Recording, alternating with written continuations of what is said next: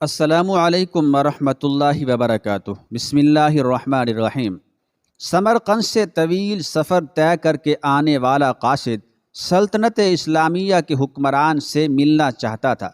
اس کے پاس ایک خط تھا جس میں غیر مسلم پادری نے مسلمان سپہ سالار قتیبہ بن مسلم کی شکایت کی تھی۔ پادری نے لکھا، ہم نے سنا تھا کہ مسلمان جنگ اور حملے سے پہلے قبول اسلام کی دعوت دیتے ہیں۔ اگر دعوت قبول نہ کی جائے تو جزیہ دینے کا مطالبہ کرتے ہیں، اور اگر کوئی ان دونوں شرائط کو قبول کرنے سے انکار کرے تو جنگ کے لیے تیار ہو جاتے ہیں، مگر ہمارے ساتھ ایسا نہیں کیا گیا اور اچانک حملہ کر کے ہمیں مفتوح کر لیا گیا ہے۔ یہ خط سمرقند کے سب سے بڑے پادری نے اسلامی سلطنت کے فرما روا عمر بن عبد العزیز رحمۃ اللہ علیہ کے نام لکھا تھا۔ دمشق کے لوگوں سے شہنشاہ وقت کی قیام گاہ کا معلوم کرتے کرتے وہ قاصد ایک ایسے گھر جا پہنچا کہ جو انتہائی معمولی اور خستہ حالت میں تھا۔ ایک شخص دیوار سے لگی سیڑھی پر چڑھ کر چھت کی لپائی کر رہا تھا، اور نیچے کھڑی ایک عورت گارا اٹھا کر اسے دے رہی تھی۔ جس راستے سے آیا تھا واپس اسی راستے سے ان لوگوں کے پاس جا پہنچا جنہوں نے اسے راستہ بتایا تھا۔ اس نے لوگوں سے کہا کہ میں نے تم سے اسلامی سلطنت کے بادشاہ کا پتہ پوچھا تھا، اسلامی سلطنت کے حاکم کا پتہ پوچھا تھا، نہ کہ اس مفلوک الحال شخص کا جس کے گھر کی چھت بھی ٹوٹی ہوئی ہے۔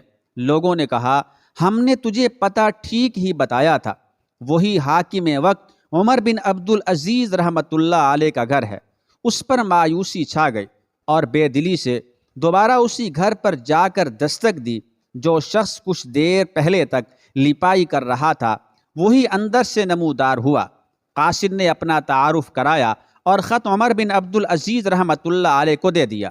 عمر بن عبد العزیز رحمۃ اللہ علیہ نے خط پڑھ کر اسی خط کی پشت پر لکھا، عمر بن عبد العزیز کی طرف سے سمرقند میں تعینات اپنے عامل کے نام ایک قاضی کا تقرر کرو جو پادری کی شکایت سنے۔ مہر لگا کر خط واپس قاصد کو دے دیا۔ سمرقند لوٹ کر قاصد نے خط کا جواب اور ملاقات کا احوال جب پادری کو سنایا تو پادری پر بھی مایوسی چھا گئی۔ اس نے سوچا، کیا یہ وہ خط ہے جو مسلمانوں کے اس عظیم لشکر کو ہمارے شہر سے نکالے گا؟ انہیں یقین تھا کاغذ کا یہ ٹکڑا انہیں کوئی فائدہ نہیں پہنچا سکے گا، مگر کوئی اور راستہ بھی نہ تھا۔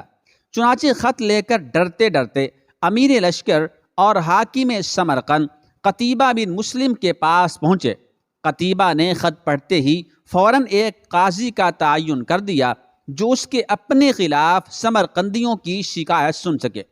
قاضی نے پادری سے پوچھا، کیا دعویٰ ہے تمہارا؟ پادری نے کہا کہ قتیبہ نے بغیر کسی پیشگی اطلاع کے ہم پر حملہ کیا، نہ تو اس نے ہمیں اسلام قبول کرنے کی دعوت دی تھی اور نہ ہی ہمیں کسی سوچ و بچار کا موقع دیا تھا۔ قاضی نے قتیبہ کو دیکھ کر پوچھا، کیا کہتے ہو تم اس دعویٰ کے جواب میں؟ قتیبہ نے کہا کہ قاضی صاحب، جنگ تو ہوتی ہی فریب اور دھوکہ ہے۔ سمرقند ایک عظیم ملک تھا، اس کے قرب و جوار کے کمتر ملکوں نے نہ تو ہماری کسی دعوت کو مان کر اسلام قبول کیا تھا اور نہ ہی جزیہ دینے پر تیار ہوئے تھے، بلکہ ہمارے مقابلے میں جنگ کو ترجیح دی تھی۔ سمرقند کی زمینیں تو اور بھی سرسبز و شاداب اور زور آور تھیں۔ ہمیں پورا یقین تھا کہ یہ لوگ بھی لڑنے کو ہی ترجیح دیں گے۔ ہم نے موقع سے فائدہ اٹھایا اور سمرقند پر قبضہ کر لیا۔ قاضی نے قتیبہ کی بات کو نظر انداز کرتے ہوئے دوبارہ پوچھا کہ قتیبہ، میری بات کا جواب دو، تم نے ان لوگوں کو اسلام قبول کرنے کی دعوت یا جزیہ یا پھر جنگ کی خبر دی تھی؟ قتیبہ نے کہا، نہیں قاضی صاحب، میں نے جس طرح پہلے ہی عرض کر دیا ہے کہ ہم نے موقع سے فائدہ اٹھایا تھا۔ قاضی نے کہا، میں دیکھ رہا ہوں کہ تم اپنی غلطی کا اقرار کر رہے ہو، اپنی غلطی کا اعتراف کر رہے ہو۔ اس کے بعد عدالت کا کوئی اور کام رہ ہی نہیں جاتا۔ اللہ تعالیٰ نے اس دین کو فتح اور عظمت تو دی ہی عدل و انصاف کی وجہ سے ہے، نہ کہ دھوکہ دہی اور موقع پرستی سے۔ میری عدالت یہ فیصلہ سناتی ہے کہ تمام مسلمان فوجی اور ان کے عہدے داران بما اپنے بیوی بچوں کے اپنی ہر قسم کی املاک اور مال غنیمت چھوڑ کر سمرقند کی حدوں سے باہر نکل جائیں اور سمرقند میں کوئی مسلمان باقی نہ رہنے پائے۔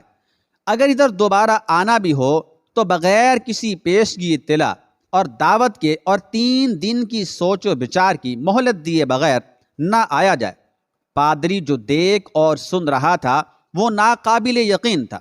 چند گھنٹوں کے اندر ہی مسلمانوں کا عظیم لشکر قافلہ در قافلہ شہر کو چھوڑ کے جا چکا تھا۔ سمرقندیوں نے اپنی تاریخ میں ایسا کبھی نہیں دیکھا تھا کہ جب طاقتور فاتح قوم کمزور اور مفتوح قوم کو دوبارہ آزادی بخش دے۔ ڈھلتے سورج کی روشنی میں لوگ ایک دوسرے سے سرگوشیاں کرنے لگے کہ یہ کیسا مذہب اور کیسے پیروکار ہیں۔ عدل کا یہ معیار کہ اپنوں کے خلاف ہی فیصلہ دے دیں اور طاقتور سپہ سالار اس فیصلے پر سر جھکا کر عمل بھی کر دے۔